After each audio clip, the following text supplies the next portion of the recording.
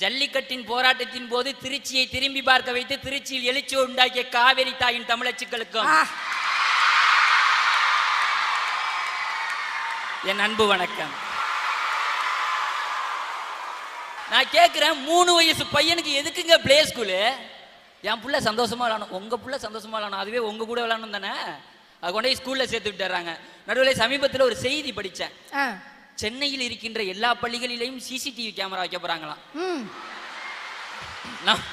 நம்ம ஆளு இதை பார்த்துட்டு வீட்டுக்கு போயிட்டு அவங்க அப்பாட்ட 30 கேமராக்கள், 13 ஆசிரியர்கள், 500 மாணவர்கள், ஓடவும் முடியாது ஒளியவும் முடியாது, 365 நாட்கள் ஒரு தலைமுறையின் போராட்டம். சிவாஜி த பாஸ் கேட்கிறாங்க பீஸ் அப்படின்ட்டா. அடுத்தவன் சொன்னான், இதற்கு மேலேயும் அவர் அந்த கிளாஸ் ரூமில் தங்கணும் என்று ஆசைப்படுவீர்கள் என்று சொன்னால் 750234 என்ற ஒண்ணுக்கு மிஸ்டு கால் கொடுங்க. யார் அவரு? நான் தான். பீஸ் கட்டலன்னு பீஸ் கேட்குறாங்க, சீக்கிரம் வந்து கட்டிட்டு போ. நடுவரில் இந்த நிதிக்கும் நீதிக்கும் என்ன வித்தியாசம் தெரியுமா?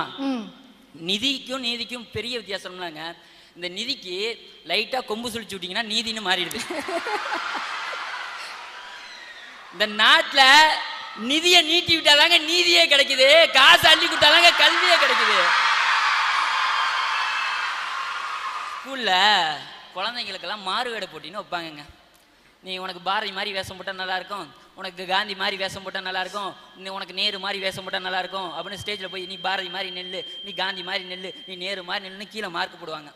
நான் என்ன கேட்குறேன், நீ பாரதி மாதிரி வேஷம் போடு, நீ நேரு மாதிரி வேஷம் போடு, நீ காந்தி மாதிரி வேஷம் போடு சொல்லி கொடுக்குற நீங்க, நீ பாரதி மாதிரி வாழ்ந்து காட்டு, நீ காந்தி மாதிரி வாழ்ந்து காட்டு, நேரு மாதிரி வாழ்ந்து காட்டு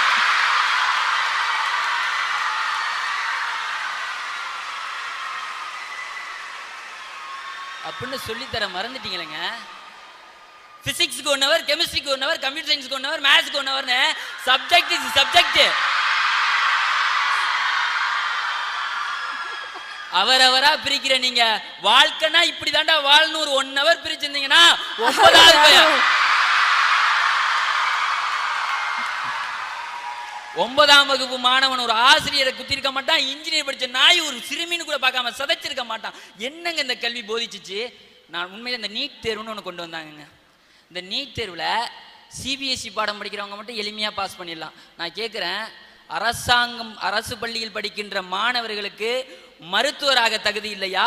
இல்லை இவர் மருத்துவர் ஆகக்கூடாதா? அட பாவிகள், அந்த உலகத்திற்கே மருத்துவத்தை கற்றுக் கொடுத்தவன் தமிழன். 7ஆம் அறிவை பார்த்தும் கூட உங்க 6ஆம் அறிவு செயல்படலையே. சாயங்காலம் மழை வரப்போதுடா, மாடியில காய போட்டுருக்க வத்தலை எடுத்துட்டு வாடான்னு சொன்ன எங்க அம்மா வானியல் படிக்கல. ஊருக்கே பிரசவம் பார்க்குற என் பாட்டி ஒன்றும் மருத்துவம் படிக்கல.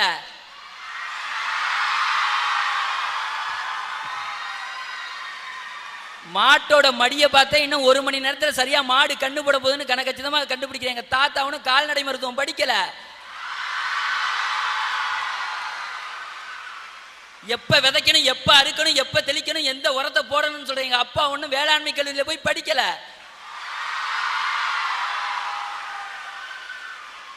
ஆனா இவங்கெல்லாம் நல்லா வாழ்றாங்க.